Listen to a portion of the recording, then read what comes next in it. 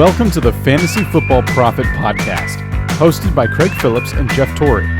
Visit us at fantasyfootballprophet.com. And now your hosts, Craig and Jeff. Welcome everyone to the Fantasy Football Prophet Podcast. I'm Craig Phillips, joined as always by Jeff Torrey, and today we're talking Week 7 around the NFL for fantasy football. Got some good performances again today, so we're just going to jump into these right away here. Let me pull up, we're going to go over some of the top scorers and then some of the, bad games that we saw as well. So I'm going to jump up, bring up quarterbacks here, Jeff. I got quarterbacks up. Number one quarterback on the day, Tom Brady. Look at that. 44.86. He's done this a couple times this year now. And this is without Antonio Brown, which actually we haven't even officially talked about that Antonio Brown is going to be a Tampa Bay Buccaneer, which is crazy to think. Add Antonio Brown to that team with Mike Evans, Chris Godwin, a Gronk who kind of is starting to look like a little more like Gronk, actually, I would say. And this is all for Tom Brady, though. If he has that kind of weapons, I mean, it's going to be pretty good. This is his second now 40-point game of the year. I mean, he's coming around. The deep ball was looking pretty decent. Yeah. My question to you would be, when Antonio Brown comes and say that Godwin, Evans, and Antonio Brown are all healthy, what in the world does that look like for fantasy relevance, right? It strikes fear in every defense they're going to play because who do you guard? But is this going to be a feast or famine kind of thing? Do you think all of them will just have, kind of a nice floor and then every once in a while they'll take turns like breaking big? Or how would you look at that and how would you establish their value? Assuming all we can assume right now is Antonio Brown is what we saw from him when he played last time with Tom Brady, say. It's hard to say. I think it's going to be, I don't want to say even there's going to be a good floor for anybody. I'm not sure there is. I feel more confident in maybe Godwin's floor. Actually, Mike Evans' floor we've already seen before is like literally nothing. That's been the case with Mike Evans. He's going to have some good ones too. And Gronk, I mean, he's playing better, but again, he could do nothing. I honestly think this could go. I mean, they have so many people they can use. I don't think there's any safe. I think you want to use a lot of these guys, but it's not necessarily safe every week. You could get that nothing week from them. I mean, Evans, Godwin, Brown, Gronk, Scotty Miller, who actually looked good. And then even you got the backs, Ronald Jones, and now Leonard Fournette played a bunch today. Like, they can use a million guys. So, no, I don't think anybody's safe, but I want to use a lot of them. Tom Brady's safe. I'll say that. I think Tom Brady's pretty safe now with this ridiculous amount of weapons he has. I mean, or he could be over in New England right now. Look at that thing. I want to. I mean, if it keeps going the way it is, right? Because Cam Newton did well for the first couple of games. Yeah, but I do want to hear the people that would always say that Tom Brady is pretty much Belichick made Brady, and didn't give him a whole lot of they helped each other out. System quarterback talk. I'd love to see that now, because after seeing the game that they had and seeing Tom Brady go for 4 touchdowns and really just beautifully orchestrate the offense, I wonder what people would say now, or if they would just say it's just one game. I mean, it's a couple way games now, but he's at 43 years old. I mean, he's showing you give Tom Brady weapons and he can win you games. What are they? Are they now 5-2? I think. 5-2. Playing pretty well, and Patriots are now 2-4.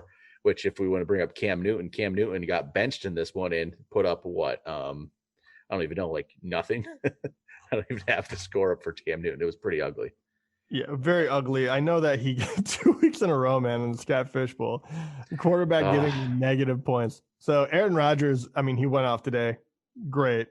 But, last time it was negative points for me because of the way they do scoring for QBs. And then this time around it was Cam. I mean, it's been feast or famine for a lot of these quarterbacks. And I did pull up his numbers. So he had only 98 yards passing. And that was 3 interceptions. And then he had 19 rushing yards on top of that. He was in standard scoring. He was negative 0.18. Oh, geez. Ouch. Ugly. Yeah, it was very ugly. Speaking of more quarterbacks here that are playing well, this game is still going on, but Kyler Murray just ran in a touchdown. Oh, I'm feeling good right now. Kyler's up to 32.4 on the day. It's only the third quarter. You look at what he's been able to do this year, and once again, I will say this, without being a prolific passer. Yeah. He has done this regardless, right? This is much more like I can't, not as far as Lamar last year, right? That was otherworldly. But Kyler Murray is showing that kind of consistency, that kind of danger by running and passing. I mean, you just run down his numbers. He hasn't had a bad game yet. In standard, 25.7 is the worst week he's had. Yeah. I mean, it's pretty mind-blowing. And these past 2 weeks are going to be over 30. And then you finally hit a bye. Maybe that'll cool him off, but it doesn't look like it. And he's going to give me a chance to win this week. I feel good after Mike McCarthy and Harrison Butker screwed me last week. And Harrison Butker might have screwed me again this week because I hope so. If I lose again by less than 1 point, and it's because Harrison Butker missed an extra point, I'm not going to do anything about it, but I will bitch and moan so hard. I'm not even going to release him, but I'll be upset. He will get. I already wrote the tweet, so I already wrote a tweet about strongly worded tweet. A very strongly worded tweet. Good sir, please practice harder. Yeah, exactly. Don't miss your. There's 33 yards, man. I couldn't make that either. But what am I? I've never even kicked a field goal in my life. All right, other players that were good at quarterback on the week. Justin Herbert looks good again. 44.4. I know we kind of fawned over Tom Brady there for a moment, but Justin Herbert is real. Once again, I mean, what in the world? Can he keep this going, right? Because he is only getting better. The last 3 games, 29 points, 35, 44 this past one. Now you're about to hit Denver. My gosh. The kid can do no wrong at this point. Right. How are you feeling like the rest of the year? Do you think that he slows down and comes back to earth? Or do you think that he is really this good and this offense is going to keep chugging? Well, for the most, so he played. I like the schedule. I think it's not too bad for him. I mean, Denver's coming up. Denver can be tougher. Possibly, but then Las Vegas, Miami, the Jets, Buffalo's difficult, but then New England hasn't been and Atlanta hasn't been. I like the schedule. I think he's going to have more good games than not. He's been an impressive player. I mean, I didn't really think much of him when they drafted him, and he was the 6th pick in the draft. I kind of thought they were reaching, but no, they knew what they were doing. This kid's for real. He's good. I really like what I've seen from him. Other good games, Baker Mayfield. Hey. Him and Joe Burrow got in a little shootout there. I was going to say, well, I was not sure what that was going to turn into. And all of a sudden, both of them just went off. And you're just like, man, all right, well, I wish I would have started one of them. Right. And Baker throws the last touchdown to Donovan Peoples-Jones. How about that? That was the weird part. I don't have it in front of me, but the people he threw his 5 touchdowns to were all over the board. It was not the people you thought were going to be on the receiving end. After you got Beckham went down with the injury, which didn't sound good. I haven't actually looked up any new news, but it sounded like it could have been a significant injury, which is never good. But yeah, Higgins, I think, led them in receiving. I think I saw, but it's Cleveland, Cincinnati. I don't know how much I read into that. I remember years ago when they had like a 50-40 some game. It was ridiculous too, but good games from them. Aaron Rodgers continues to look good. Continues. He bounces back from his bad game. This is the Aaron Rodgers we should expect. Oh yeah, his awful game. I haven't seen that bad of a game in a long time from him, but you can't keep a good guy down. My gosh, he's another one that has been, besides for week 6 against Tampa Bay, where he scored 3.8 points and screwed me. He's been unbelievable too. He would be like at that Kyler level, where his worst game is 22.2. Everything else was 30 or over. Yep. So he's been unbelievable. And not to jump to wide receiver, but Devontae Adams, moving forward, you have to feel unbelievably good about him. He looked healthy. He looked explosive. And that guy has some of the best ball skills in the NFL. He looked like you could have thrown it to him 80% of his routes because he was that much better than everyone else on the field. Yep. A lot of other quarterbacks here are just in the solid range. There's a lot of guys that did fine. Russell Wilson is still playing right now. He's putting up decent numbers again. That touchdown pass he threw to Lockett, the last one, the deep ball. My God, that guy can just put the ball wherever he wants, and it's just ridiculous. I know. I feel like there's so many good quarterbacks this year. There really are, and he is he might be the best one. I don't know. It's impossible to tell because so many people are just going for broke. They're doing unbelievable. So I mean, it's impossible to tell until we get to the end of the year, but. You could have 7 deep where these guys week in, week out almost are just impressive as hell. Yep. Josh Allen and Patrick Mahomes both disappointed today. Go figure. 16.3 from Allen and 14 from Mahomes. Kansas City put up 43 points and Mahomes only gets 14. I mean, I guess they win. They don't care about that, but you're disappointed if you have Mahomes in your team. But then I guess this is why we say don't pay for quarterbacks, right? Yeah, we do it every year. It's you'll see it. Every once in a while this happens though when the game gets out of control and they don't need to use their star, their star players, and that just happened to Mahomes. It was nothing to do with him. Yep. And then hey Jeff, how would you have thought if I would have told you could have started Chad Henne today on your team and you would have been better off than the quarterback you started? I know. I got ballsy. I needed to go for broke and I started Andy Dalton in that league. And I mean, I hope the guy is okay because he did get knocked out of the game. It was I still don't know why defenders go after quarterbacks like that. It was, I don't know if he was trying to do anything. It was just reaction, but it was kind of a dirty hit. He got knocked out with, time left in the third quarter. But even before that, he was not doing well. Dallas, I mean, oh God, has turned into such a shit show, man. I mean, Mike McCarthy. I mean, I'm telling you, last week I said I was more joking because it hurt my fantasy day. Mike McCarthy should be fired already. Like, this is bad. Dude, I don't care. He has to be worried, man. He has to be worried. Dak is hurt. Yes, I get that. There is no way your team should still be this bad with the weapons you have. I mean, you've got to change your game plan, and you've got to try to run the ball with Zeke, and you got to try something. Andy Dalton's not doing it. Like, I mean, you can. Well, that was the crazy part. I know that he has been off, right? You need time to get back into it. Yeah. But with those weapons and the way that they were scoring the ball before, it should not be such a drastic, black and white kind of like they're doing well, they're not doing well. I know their defense is not good. And then I know they're going to struggle on that no matter what, but there is no reason you should have such a drought on offense. And like you said, even if it wasn't Dalton, you just heavy dose of Zeke and like just to get it going. There's something you can do there. It was very, very bad, very upsetting to watch. And I'm sure a lot of people in Texas right now in the Dallas area are livid because that team spends a lot of money and they look like crap. Oh, they're bad. They're not good right now. It's really bad. Mike McCarthy is such a talented, like a lot of talented players on that team too, in that roster. Oh my gosh. All right. How about running backs here? So the running back group at the top looks a little different. Jeff Wilson led the way there with 30 points in standard off 17 for 112, 3 touchdowns, which didn't expect this. What happened to Jerry McKinnon? I mean, where'd he go?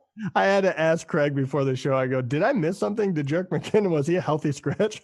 Because I was like, what in the world happened? And this is classic San Fran. This is what I worry about so much. And Mostert is like the lock and load kind of when he's healthy. You can count on him.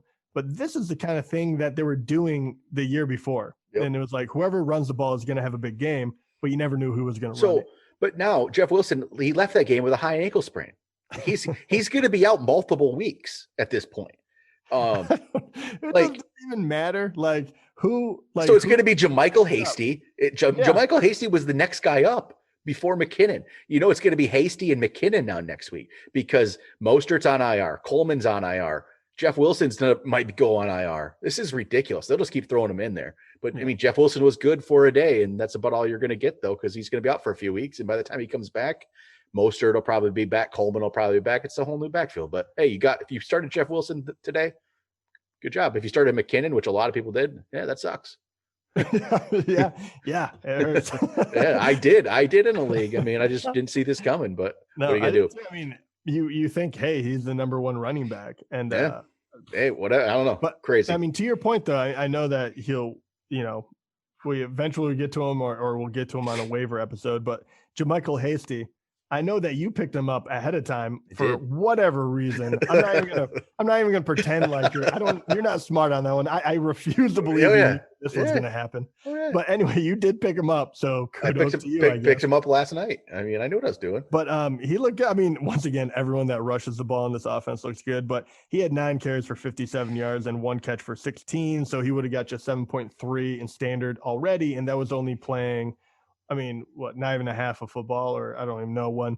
But yeah, we'll say that. And so he looked good. So he's going to be relevant all of a sudden. So at least there is a something to look forward to for the waiver episode. You know what? Russell Wilson needs to stop throwing the ball to Tyler Lockett. Come on, DK Metcalf is out there. This is getting annoying. I'm sorry. I'm watching the game I'm too. playing Lockett. So at this point, like, have you ever seen that Simpsons episode where they're like beating him and then Ralph is like, stop it, he's dead. That's how I feel right now. I'm like, stop scoring points. I mean, I already feel bad. Good thing you had Kansas City defense, because if you didn't have Kansas City defense, it would have gotten ugly quick. Yep. James Robinson has looked after we talked about James Robinson not really doing much. Look at, there he goes, 119 on the ground, ran for a touchdown, caught a touchdown. Good game for James Robinson. Like seeing that. Todd Gurley gets himself a touchdown that he shouldn't have gotten. Dude, first of all, this was a great day for a Lions fan. Oh man, it's awesome. Something breaks our way. Well, it's funny because it happened yesterday in the Indiana-Penn State game. Penn State scored a touchdown they should not have scored, and gave Indiana the chance to get the ball back, and they got the ball back and scored the touchdown. It got the 2-point conversion and won. You don't see that very often. And then to see it back-to-back days, I feel like it helped me because I like seeing Penn State lose. As a Michigan fan, I also enjoyed seeing Michigan State lose. How about that one? That was pretty fun. It was not a good weekend for me. It was a good game. And then Todd Gurley. What are we turning over 7-10? Rutgers. They lost to Rutgers, man. You have to be, you should be ashamed to be a fan at this point. It's bad. It was a painful weekend. It was not a good weekend. Your little run of being good is over. You guys, your few year streak is done. It's over. I believe in the new coach Mel, but I'll be honest. I don't. He's bad. Not the way I want to start off. But all right, no more college football. But Gurley gets that touchdown. He gets the Lions to the win, which is crazy that they came back and actually pulled that off. No, Gurley 2 touchdowns. That was his second touchdown, wasn't it? Yeah, he looked. That's right.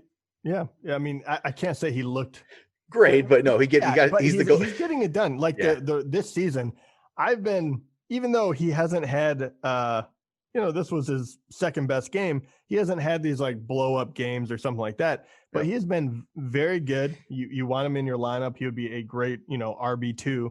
Yeah. I mean, he's ranked, he was top 10. I think he was 10th before this. He'll probably, move up 1 or 2 spots. So Todd Gurley, he came to play this year. What in the world, though? Because I want to give credit to the Lions. I really do. I really do. But is it just that the Falcons are that much of a dumpster fire this year too? Because they're going to be 1-5, 1-6? 1-6 maybe right now. Yeah. So I mean, this was kind of like the perfect ending for them of just like, oh, FML, like, what are we going to do? And especially with all their offensive weapons. Gage looked good too today. He didn't score or anything like that. But when you have Julio, Gage, and Ridley, you're just like, oh man, how do you not win a few more? No, Lions 1 game out of the playoffs now. So, there we go. Some other Antonio Gibson looked pretty good today. Finally got himself some carries. Got 20 of them turned into 128 yards and a touchdown. Good to see that from Gibson. Jamal Williams played well in relief, or with Aaron Jones not playing. It sounds like Aaron Jones will be back for the next one, but Jamal Williams played well. I mean, Kareem Hunt played pretty solid. It was pretty much. You just look at it too. Jamal Williams, Kareem Hunt, Giovanni Bernard, Boston Scott the other night. Yeah, 4 straight guys that are plug them in. And they did fine. Yep. Kamara and Henry. They did fine. There wasn't like the big games, but they did fine. They're much better than like a Zeke or Josh Jacobs would get you, is what I had. God. Let me jump down. These guys are not that. I mean, everyone's kind of like, okay, no one's kind of shocking. There are a few guys I do want to touch on. Deandre Swift. Yeah, so how do you feel about that? Because we did say, hey, if he got another 15 carries, he got 9, 27 yards and a touchdown. So how are you feeling about him?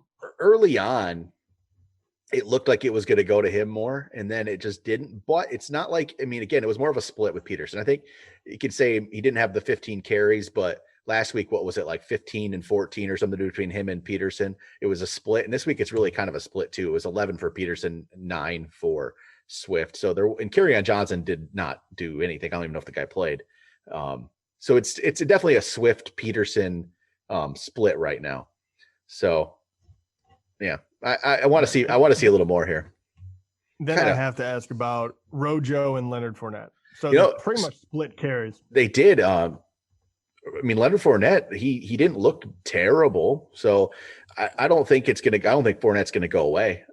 He had 50 on the ground and 47 through the air. He's gonna be eating into Ronald Jones' workload, but I think it's just gonna be a split at this point. I don't think there's gonna be anybody taking over that backfield, which is how they probably want it at this point. Some others, like Zeke. We talked last week, should be worried about Zeke, and then 5.1 in standard scoring against Washington. You should be a little worried because this team is terrible and has terrible coaching.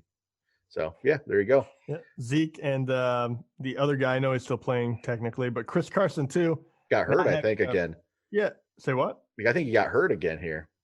Oh, did he get hurt during the game? Yeah, it looks like, let's see if there's an update.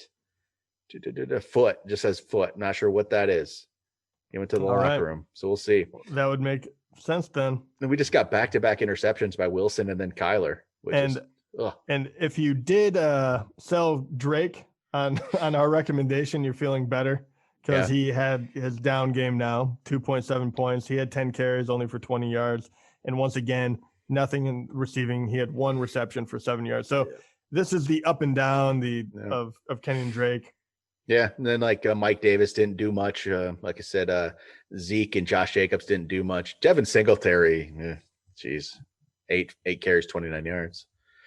Oh yeah, don't like that. I sold him. I traded him in one of our leagues. So I don't say I'm off the bandwagon. I'm disappointed. Yeah, it's not what I was hoping to see. Let's move over to wide receiver. Yeah, so wide receiver. So we kind of already talked about Devontae, big game. Yeah. Tyler Lockett, we talked a little bit about. He's doing pretty well. 10 catches, 159, 2 touchdowns right now. DJ Moore got himself 2 touchdowns. Okay, but okay. The thing is, though, this is the same thing. It's 4 catches for 93 yards and 5 targets. It's just 2 of them happen to be touchdowns this time. It's not a huge workload. The touchdowns were finally there. That's what we talked about. He wasn't getting the touchdown. But this is what I'm telling you. It's the same thing. These are DJ Moore's last 3 games. Today, 4 for 93. Last week, 5 for 93. 2 weeks ago, 4 for 93. He has literally had 93 yards in each of the last 3 games of either 4 or 5 receptions. This is the same. This game is like almost identical to week 5. He was 4 for 93 in a touchdown off 5 targets, 4 of 93, 2 touchdowns and 5 targets today. This is just the same game all over again. Maybe you get a touchdown, maybe you don't. Maybe you get 2 randomly. This is the same game. I don't understand this. But hey, it was nice to get the touchdowns if you have DJ Moore.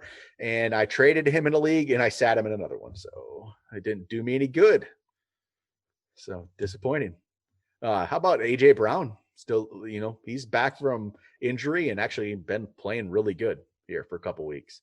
He's going beast mode. 4 touchdowns in the last 3 games, 153 yards today. Been good. What can you say about him? He's one talented individual. And then we go to another guy we actually talked about last time. I asked you pretty much about the Steelers wide receivers and what did you think about Juju and what did you think about Deontay Johnson, as the other 2 felt like they were, kind of up and coming. Deontay Johnson today was the 5th best wide receiver. He showed up 9 catches for 80 yards and 2 touchdowns. So does that answer the question? Even though the Steelers offense did not look all that great today. I guess it does. I'm not Johnson's back. I think so. 9 for 80, 2 touchdowns off 15 targets.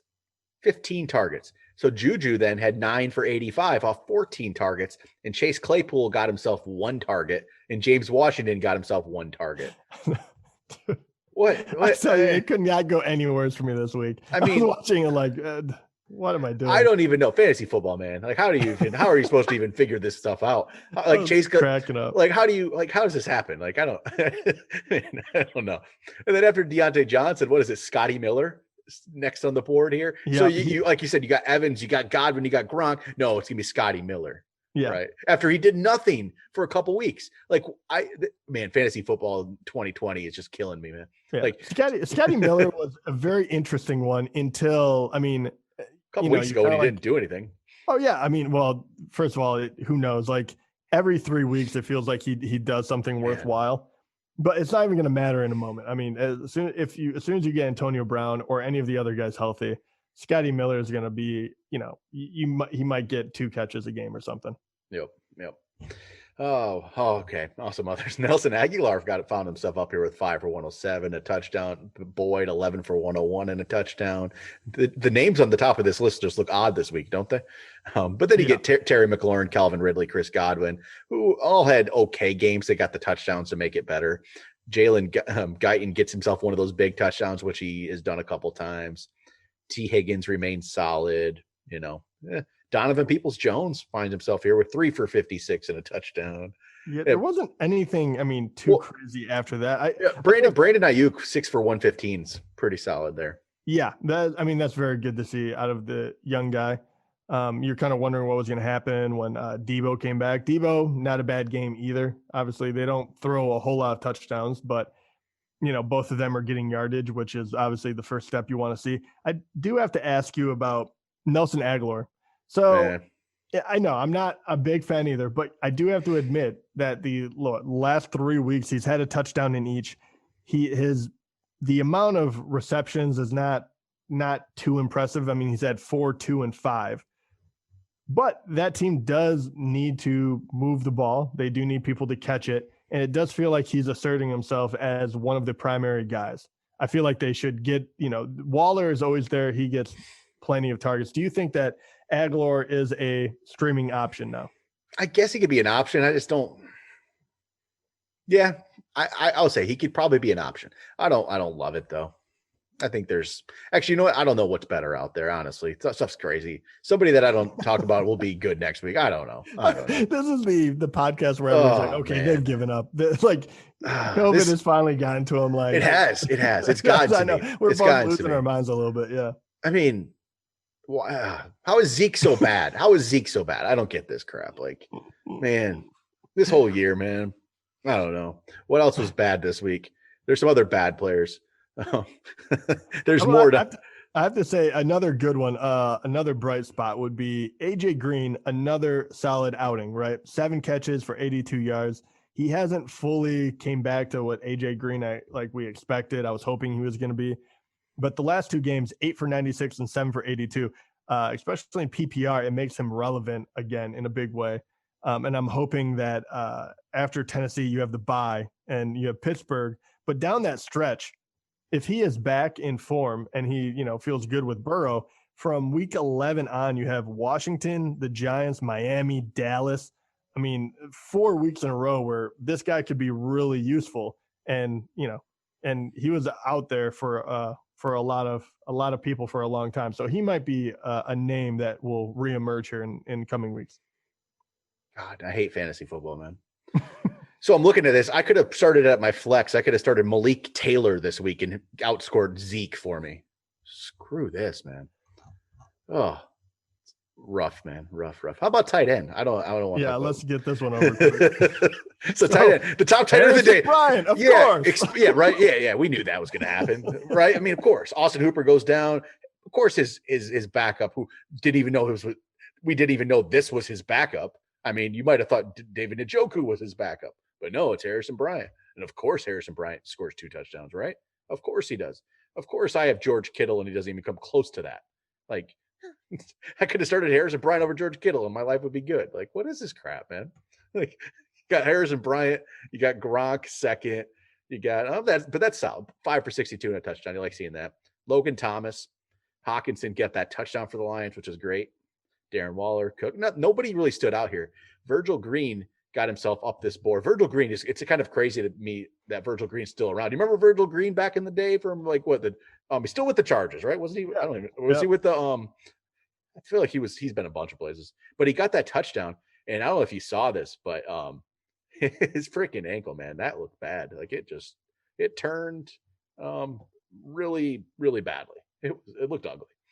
But yeah, I got some other guys, and I could have started Donald Parham Jr. and it would have outscored George Kittle. So yeah, there we go. How about that? Even David Njoku was back. I mean, Travis Kelce, I'm saying for Kittle, Travis Kelce was even worse, 3 for 31. Hunter Henry, look at that, 3 for 23. Solid games all around here. Jonnu Smith, look at that one, 1 for 9. I started him over Hawkinson, I think. So cool. How about that? Oh, people might think I'm starting to lose my mind about fantasy. It's only week 7, Jeff. It's only week 7. I know we have a long way to go, which is good though. We can get back into it. Just to round it out, might as well talk about kickers. Tyler. Oh God, it had himself a day. I mean, Tyler Bass, man. Yeah, so 6 field goals made. So he is going to turn some tides. He attempted 8 field goals. He was 6 for 8. He could have even been better. And what the heck? There's Russell. Okay, Russell Wilson. Stop throwing the ball to Will Dissly. Come on, he got DK there. God, this is gonna annoy me. One catch for DK. One catch for 1 catch for 17 yards. Oh, yeah, and Harrison Butker missed a freaking extra point again. Yep. And then Chiefs, 49ers, Washington all had really good outings as far as defenses go. And that's pretty much it. So I will say I made one good call this week. I started the Eagles defense over the Steelers, and it was the right call. It's a rough one to do, but I did it and it worked. So feel good. Small victories. Yeah, I'm up right now, Jeff. I'm up in my game by 1.3. 1.28 actually. 1.28. 1.28. Yeah. But they have Allen Robinson going. Because Wilson decided this is the week I bet, okay, in this game right now, I've been half paying attention to the second half, but I know Patrick Peterson must be covering DK Metcalf. Like that must be what's going on here, right? That would make a lot of sense. Yeah. I mean, they're on about the 5 right now. Russell better throw this to DK. 3rd and 2, and he tried to throw a Dissly again. God, okay. All right, I better end this podcast before people get sick of my play-by-play of the Seahawks game here at the end. But all right, that'll do it for today. We'll be back tomorrow with some waiver wire pickups for us. Talk to you then.